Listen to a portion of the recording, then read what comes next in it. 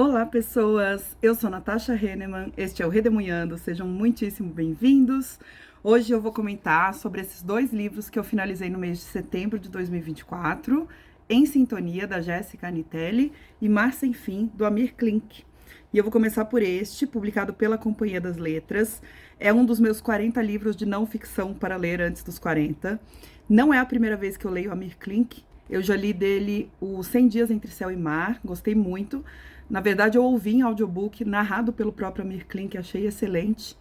E esse aqui foi um livro que eu peguei na casa do meu avô, depois que meu avô faleceu. Então ele tem esse significado mais emocional para mim.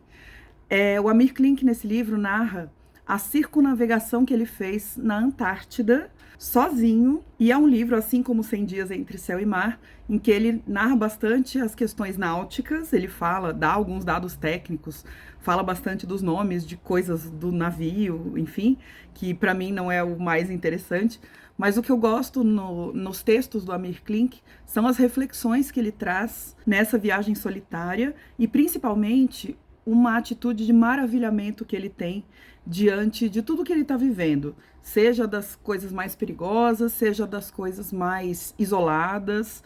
Essa questão da solidão e da solitude ele destaca bastante sempre, e parece que isso faz com que a presença das pessoas seja sempre muito valiosa, muito preciosa para ele.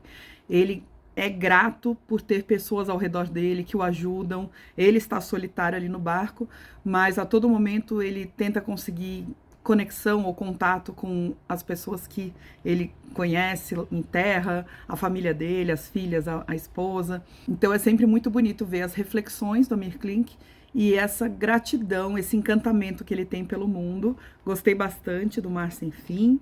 E nessa edição tem algumas fotografias também muito interessantes para quem gosta dessa parte mais visual.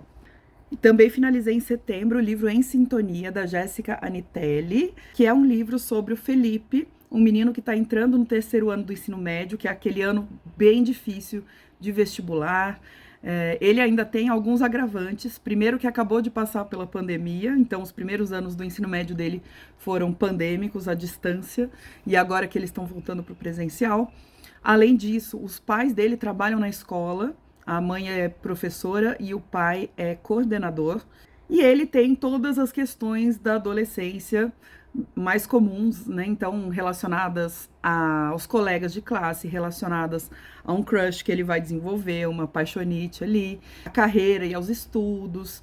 E é tudo muito intenso, sabe? Você consegue perceber, a Jéssica, ela é muito boa em traduzir esses sentimentos intensos da adolescência para os textos dela.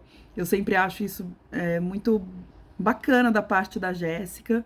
Eu tive uma adolescência muito boa, essa minha fase de terceiro ano do ensino médio, eu guardo com muito carinho na minha lembrança. Sei que não é assim para todo mundo, mas para mim é. Tanto que eu decidi virar professora e hoje eu acompanho os meus alunos mais ou menos dessa idade. E é legal ver esse ponto de vista do aluno aqui no livro. Fora que a Jéssica é aqui de São José dos Campos e o livro tem várias referências a São José, fala de parques e shoppings e ruas, bairros que eu conheço, que eu frequento.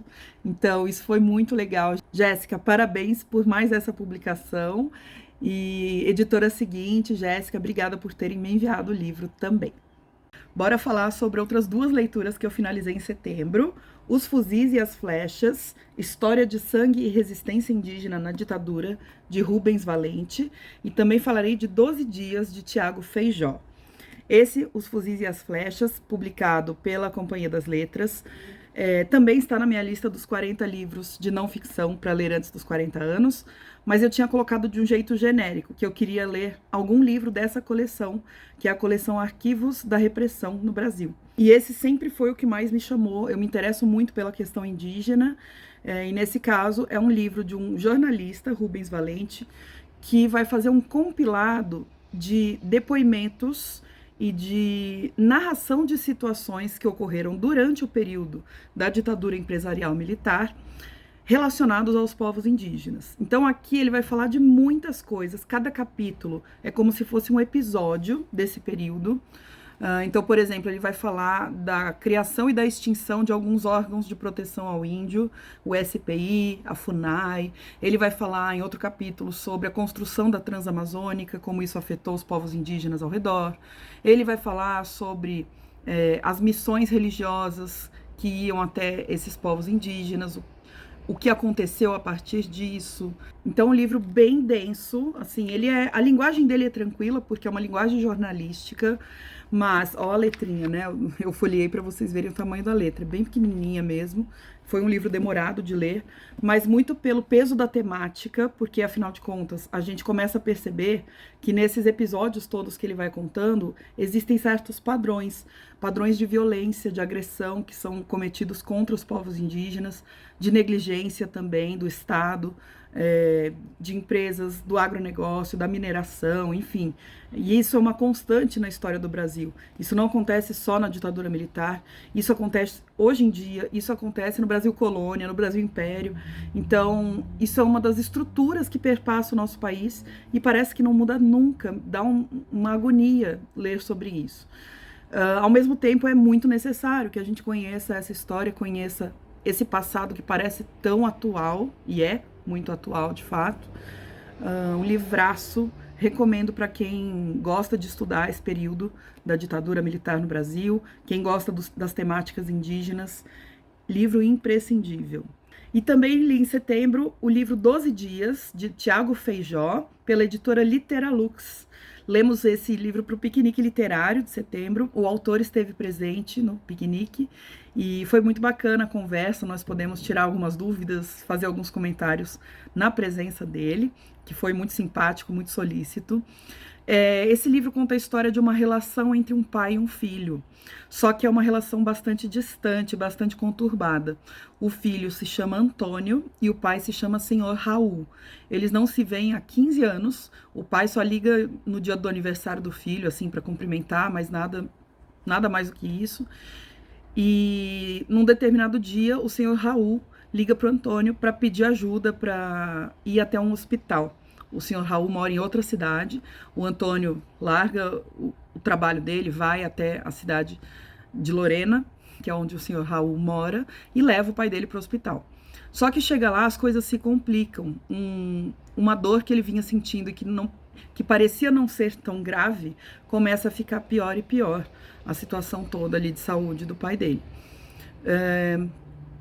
E é um livro muito interno, assim, para mim ele foi um livro bem introspectivo, porque ele se passa bastante contando exatamente a relação entre esses dois, as mágoas do passado, alguns arrependimentos, algumas coisas um pouco amargas que ficam entre os dois, muita coisa que não é dita, sabe? Muitos silêncios e lacunas, e eu acho que eu não estava muito no momento de ler algo assim.